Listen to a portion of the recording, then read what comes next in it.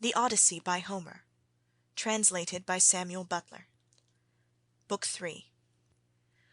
But as the sun was rising from the fair sea into the firmament of heaven to shed light on mortals and immortals, they reached Pylos, the city of Neleus. Now the people of Pylos were gathered on the seashore to offer sacrifice of black bulls to Neptune, lord of the earthquake. There were 9 guilds with 500 men in each, and there were 9 bulls to each guild. As they were eating the inward meats and burning the thigh bones on the embers in the name of Neptune, Telemachus and his crew arrived, furled their sails, brought their ship to anchor, and went ashore. Minerva led the way, and Telemachus followed her. Presently she said, "Telemachus, you must not be in the least shy or nervous. You have taken this voyage to try and find out where your father is buried, and how he came by his end. So go straight up to Nestor, that we may see what he has got to tell us. Beg of him to speak the truth, and he will tell no lies, for he is an excellent person." "But how, Mentor," replied Telemachus, "dare I go up to Nestor, and how am I to address him? I have never yet been used to holding long conversations with people, and am ashamed to begin questioning one who is so much older than myself." "Some things, Telemachus," answered Minerva, "will be suggested to you by your own instinct, and heaven will prompt you further, for I am assured that the gods have been with you from the time of your birth until now." She then went quickly on, and Telemachus followed in her steps till they reached the place where the guilds of the Pylian people were assembled. There they found Nestor sitting with his sons, while his company round him were busy getting dinner ready, and putting pieces of meat onto the spits while other pieces were cooking. When they saw the strangers they crowded round them, took them by the hand, and bade them take their places. Nestor's son Pisistratus at once offered his hand to each of them, and seated them on some soft sheepskins that were lying on the sands near his father and his brother Thrasymedes. Then he gave them their portions of the inward meats, and poured wine for them into a golden cup, handing it to Minerva first, and saluting her at the same time. "Offer a prayer, sir," said he, "to King Neptune, for it is his feast that you are joining. When you have duly prayed and made your drink offering, pass the cup to your friend, that he may do so also. I doubt not that he too lifts his hands in prayer, for man cannot live without God in the world. Still he is younger than you are, and is much of an age with myself, so he-handed I will give you the precedence." As he spoke he handed her the cup. Minerva thought it very right and proper of him to have given it to herself first. She accordingly began praying heartily to Neptune. "O thou," she cried, "that encirclest the earth, vouchsafe to grant the prayers of thy servants that call upon thee. More especially, we pray thee, send down thy grace on Nestor and on his sons. Thereafter also make the rest of the Pylian people some handsome return for the goodly hecatomb they are offering you. Lastly, grant Telemachus and myself a happy issue, in respect of the matter that has brought us in hour to Pylos." When she had thus made an end of praying, she handed the cup to Telemachus, and he prayed likewise.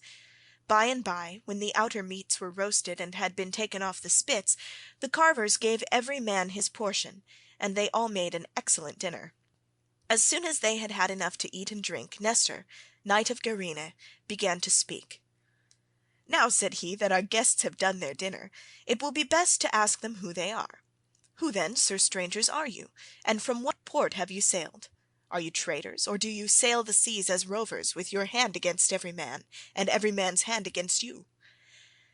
Telemachus answered boldly, for Minerva had given him courage to ask about his father and get himself a good name. "Nestor," said he, "son of Neleus, honour to the Achaean name, you ask whence we come, and I will tell you. We come from Ithaca, under Neritum, and the matter about which I would speak is of private, not public import. I seek news of my unhappy father Ulysses, who is said to have sacked the town of Troy in company with yourself. We know what fate befell each one of the other heroes who fought at Troy, but as regards Ulysses, heaven has hidden from us the knowledge even that he is dead at all, for no one can certify us in what place he perished, nor say whether he fell in battle on the mainland or was lost at sea amid the waves of Amphitrite. Therefore I am suppliant at your knees, if haply you may be pleased to tell me of his melancholy end, whether you saw it with your own eyes or heard it from some other traveller, for he was a man born to trouble.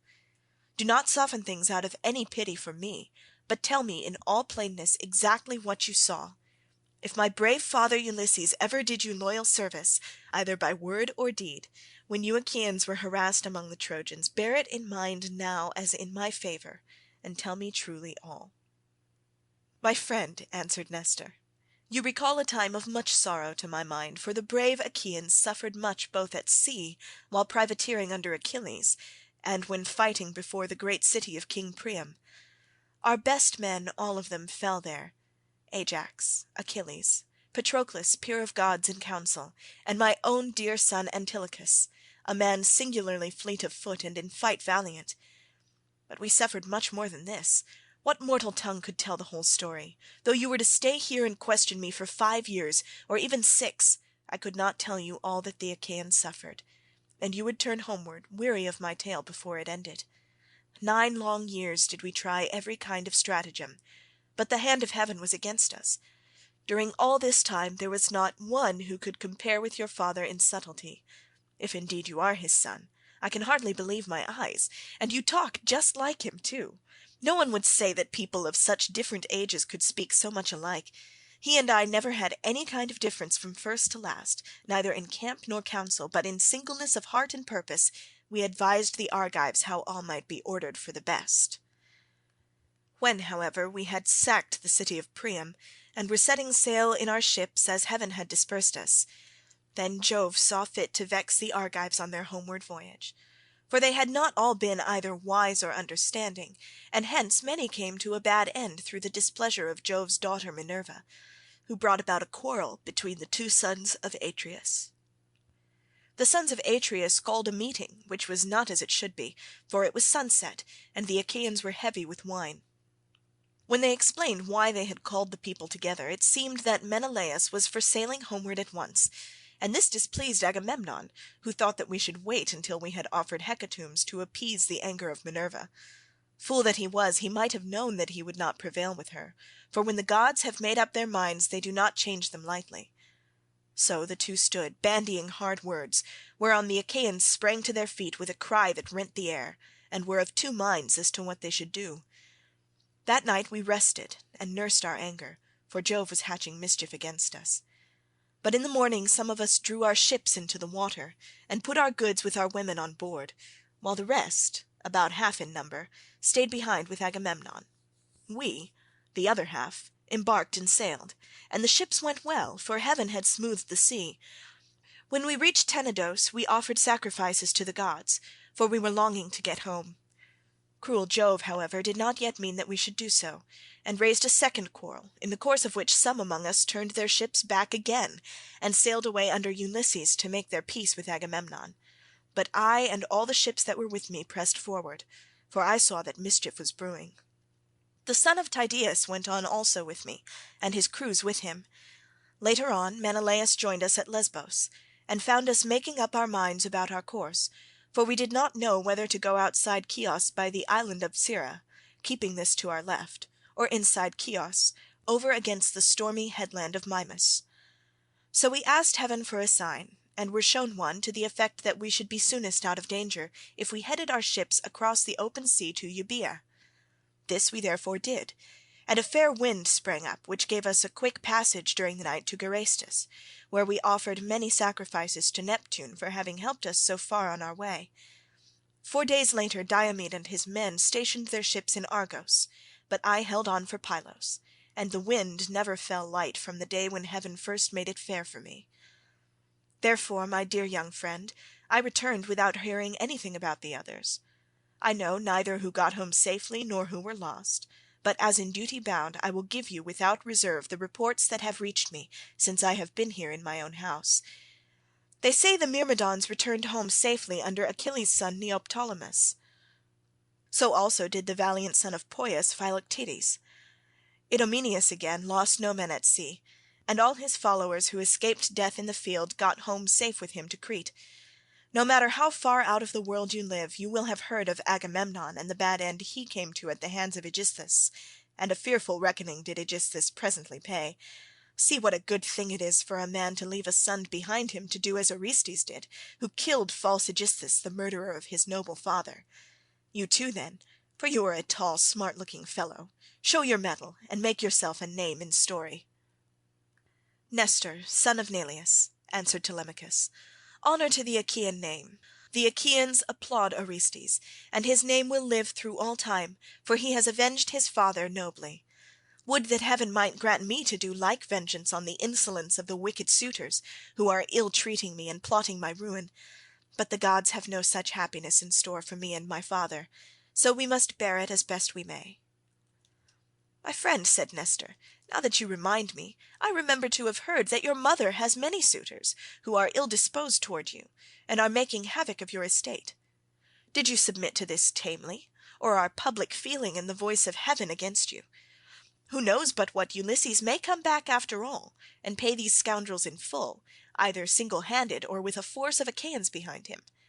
If Minerva were to take as great a liking to you as she did to Ulysses when we were fighting before Troy, for I never yet saw the gods so openly fond of any one as Minerva then was of your father, if she would take as good care of you as she did of him, these wooers would soon some of them forget their wooing." Telemachus answered, "I can expect nothing of the kind. It would be far too much to hope for. I dare not let myself think of it. Even though the gods themselves willed it, no such good fortune could befall me." On this Minerva said, "Telemachus, what are you talking about? Heaven has a long arm if it is minded to save a man, and if it were me I should not care how much I suffered before getting home, provided I could be safe when I was once there. I would rather this than get home quickly, and then be killed in my own house, as Agamemnon was by the treachery of Aegisthus and his wife. Still, death is certain, and when a man's hour is come, not even the gods can save him, no matter how fond they are of him." "Mentor," answered Telemachus, "do not let us talk about it any more. There is no chance of my father's ever coming back. The gods have long since counselled his destruction.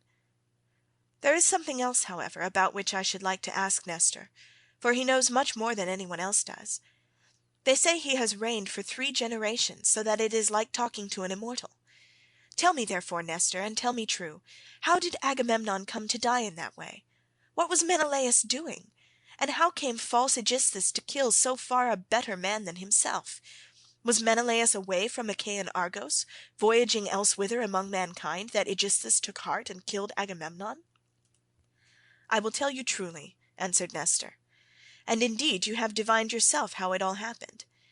If Menelaus, when he got back from Troy, had found Aegisthus still alive in his house, there would have been no barrow heaped up for him, not even when he was dead, but he would have been thrown outside the city to dogs and vultures, and not a woman would have mourned him, for he had done a deed of great wickedness. But we were over there fighting hard at Troy, and Aegisthus, who was taking his ease quietly in the heart of Argos, cajoled Agamemnon's wife Clytemnestra with incessant flattery. At first she would have nothing to do with his wicked scheme, for she was of a good natural disposition. Moreover, there was a bard with her, to whom Agamemnon had given strict orders on setting out for Troy that he was to keep guard over his wife.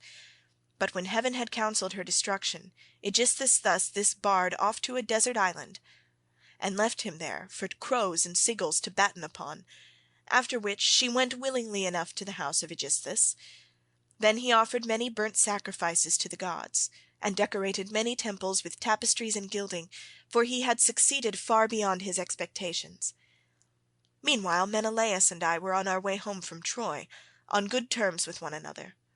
When we got to Sunium, which is the point of Athens, Apollo with his painless shafts killed Phrontis, the steersman of Menelaus' ship, and never man knew better how to handle a vessel in rough weather, so that he died then and there with the helm in his hand, and Menelaus, though very anxious to press forward, had to wait in order to bury his comrade and give him his due funeral rites. Presently, when he too could put to sea again, and had sailed on as far as the Malayan heads, Jove counselled evil against him and made it blow hard till the waves ran mountains high. Here he divided his fleet, and took the one half towards Crete, where the Sidonians dwell round the waters of the river Iardanus. There is a high headland hereabouts stretching out into the sea from a place called Gortyn, and all along this part of the coast, as far as Phaestus, the sea runs high when there is a south wind blowing. But after Phaestus the coast is more protected, for a small headland can make a great shelter. Here this part of the fleet was driven on to the rocks and wrecked, but the crews just managed to save themselves, As for the other 5 ships, they were taken by wind and seas to Egypt, where Menelaus gathered much gold and substance among people of an alien speech. Meanwhile Odysseus here at home plotted his evil deed.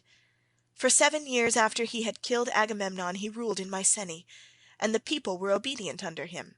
But in the 8th year Orestes came back from Athens to be his bane, and killed the murderer of his father. Then he celebrated the funeral rites of his mother and of false Odysseus by a banquet to the people of Argos, and on that very day Menelaus came home, with as much treasure as his ships could carry. And do not go travelling about for long so far from home, nor leave your property with such dangerous people in your house. They will eat up everything you have among them, and you will have been on a fool's errand. Still I should advise you by all means to go and visit Menelaus, who has lately come off a voyage among such distant peoples as no man could ever hope to get back from, when the winds had once carried him so far out of his reckoning. Even birds cannot fly the distance in a 12-month, so vast and terrible are the seas that they must cross. Go to him therefore by sea, and take your own men with you, or if you would rather travel by land you can have a chariot, you can have horses, and here are my sons who can escort you to Lacedaemon where Menelaus lives. Beg of him to speak the truth, and he will tell you no lies, for he is an excellent person." As he spoke the sun set, and it came on dark, whereon Minerva said, "Sir, all that you have said is well.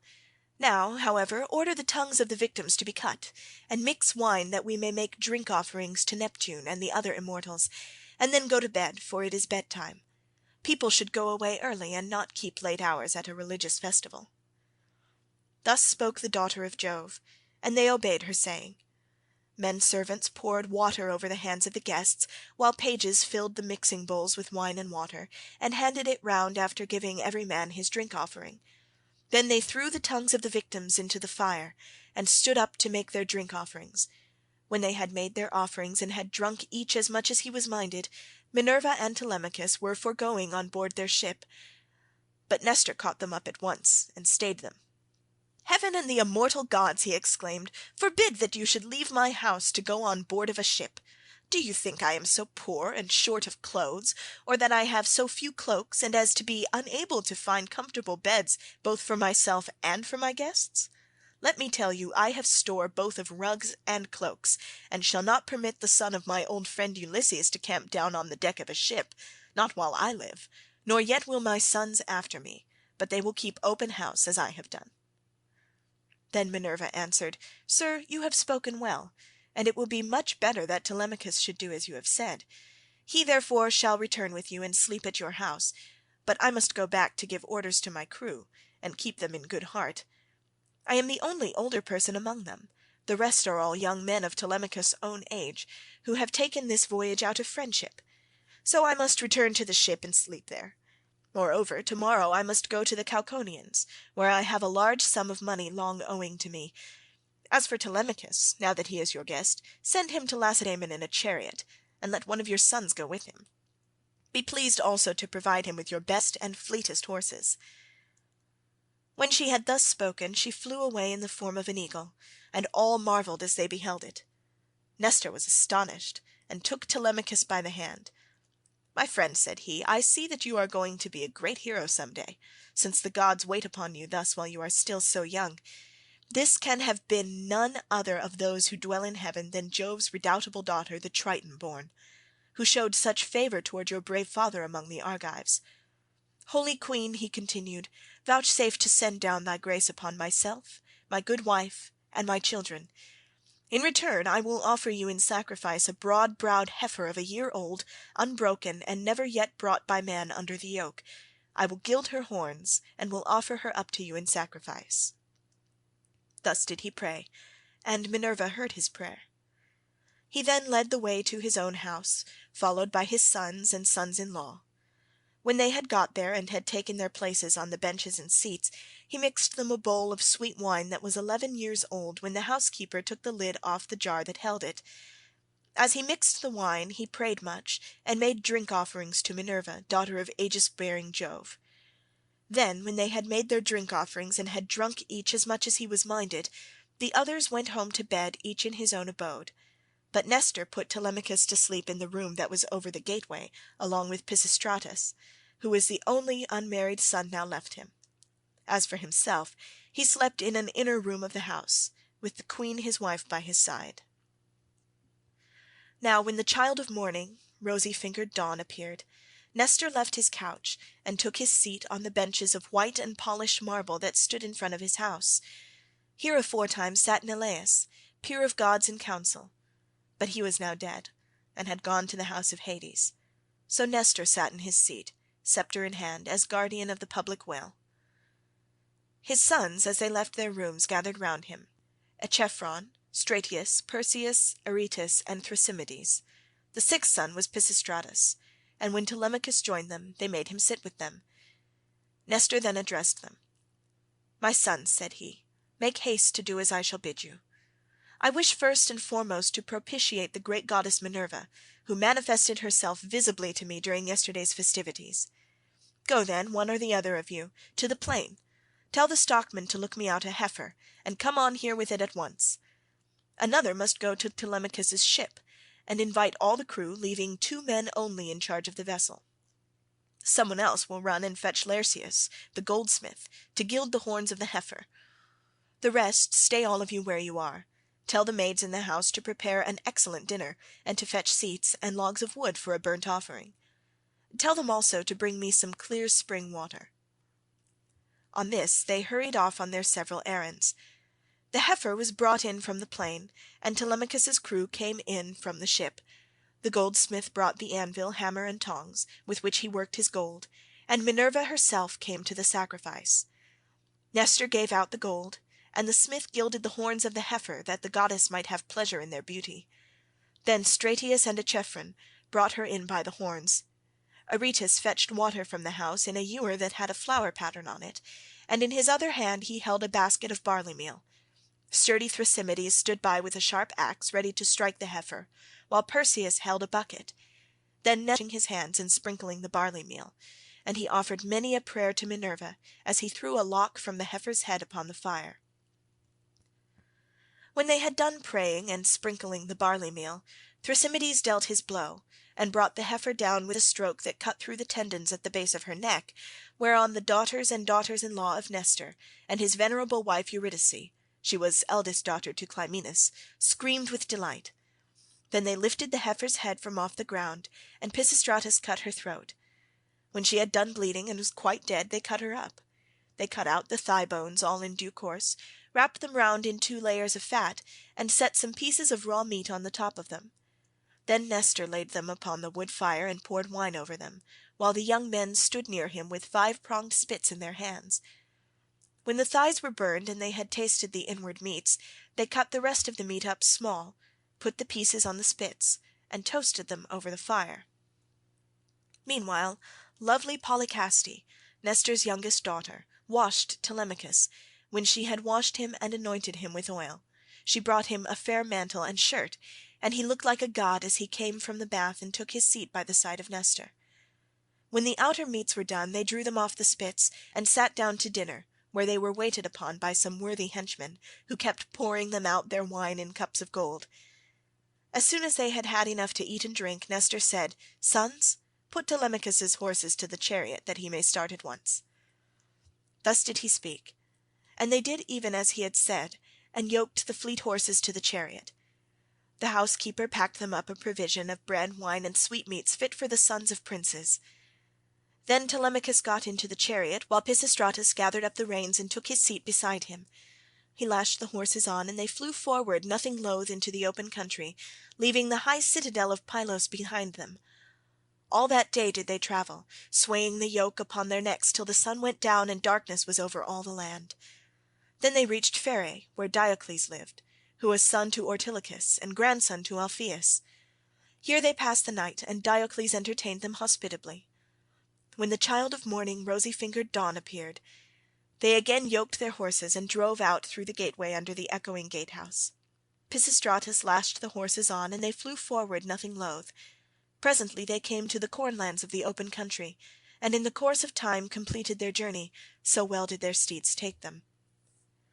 Now when the sun had set and darkness was over the land, Continued in Book 4. End of Book 3.